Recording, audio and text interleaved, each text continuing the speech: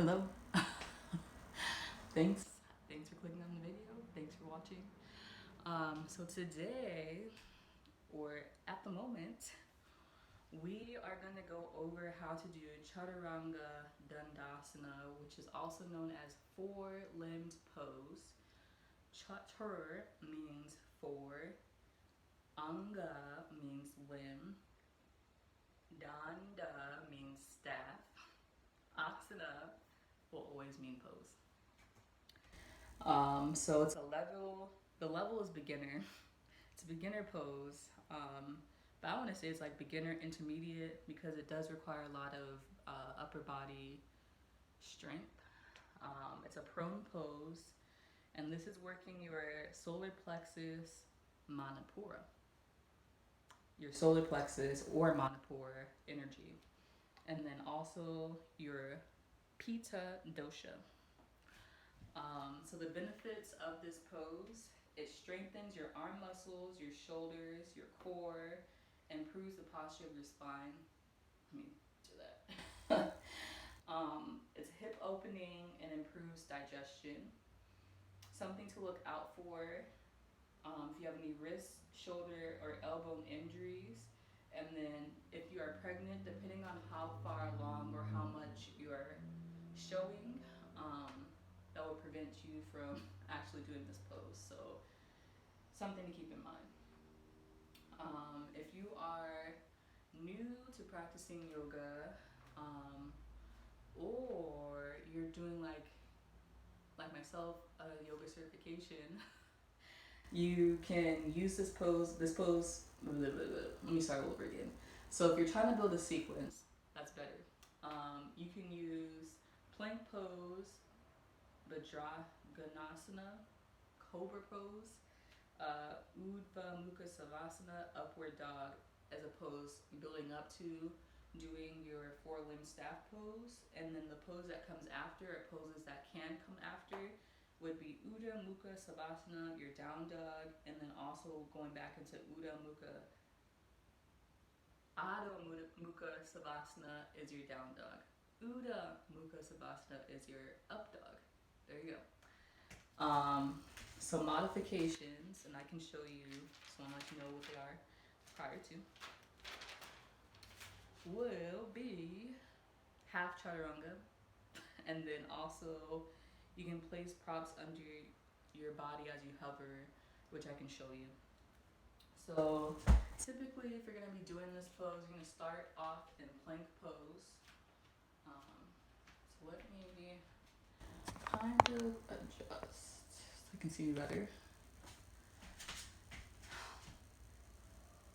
feel like I'm out of focus.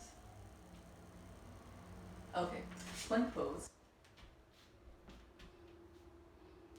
So from plank pose, we're gonna come up, and then we're gonna lower down like this. So really, it's kind of like doing a push-up, but it's halfway, and you're holding it maybe for 2 to 4 seconds, or 2 to 3 breaths, depending on the level of yoga class that you're going to, or the level that you're on personally on your yoga journey. So again, suppose that I actually need to work on myself. I'm gonna come up. I'm on tabletop. Then I'm starting to walk my hands out into plank. Lift my knees up, and you're just gonna slowly lower down halfway. You can gaze up, or you can look down, depending on how your neck is. Try to remember to put your shoulders down and back, and push into the L's of your hands.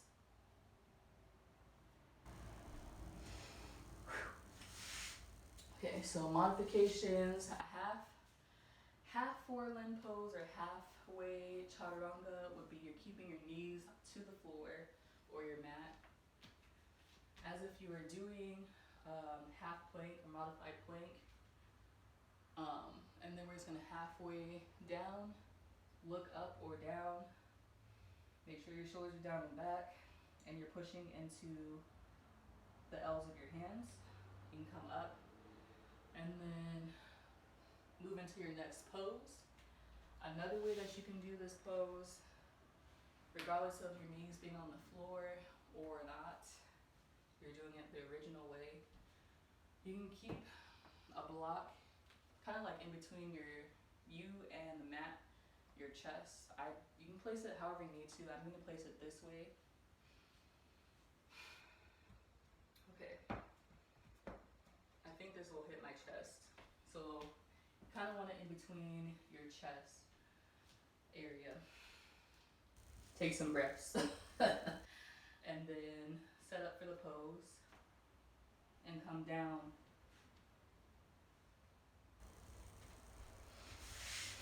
So it'll be a way to keep yourself more accountable, but to also build some more strength in your triceps and your biceps and your shoulders. So yeah. So again, this is Chaturanga. I showed you modified versions of this pose, and then yeah. So you can also keep your toes tucked under, the last one, like this, or you can keep them flat. I've seen both versions. My preference is keep them tucked under because I feel like I'm more grounded in the pose and I'm not about to like fall out of it. But again, that's all personal preference.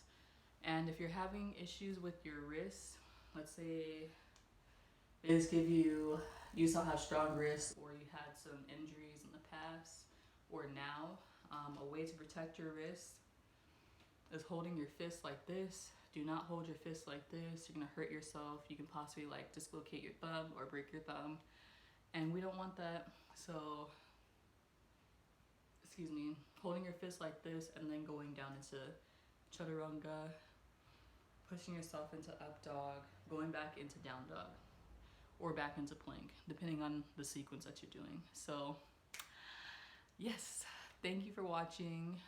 If you have any questions, comments, suggestions, I would appreciate them. Of course, about yoga. And I will see you next time.